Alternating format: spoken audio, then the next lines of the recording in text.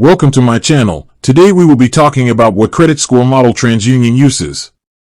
This is a very common question, and the answer is that TransUnion uses the VantageScore model. Specifically, they often provide a VantageScore 3.0 credit score. It's important to understand the difference between a credit bureau and a credit scoring model. A credit bureau, like TransUnion, Experian, and Equifax, collects and stores your credit information. A credit scoring model, like FICO or VantageScore, uses that information to calculate a numerical score.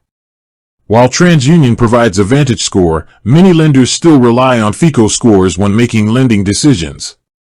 So, while it's good to know your VantageScore, it's also a good idea to be aware of your FICO score. This is why you may find that your score is different depending on where you look.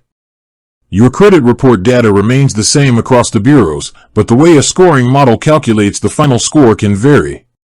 With that being said, thank you for watching. For more finance videos, kindly check my page. Please like, share, comment, and subscribe to my channel. Thank you.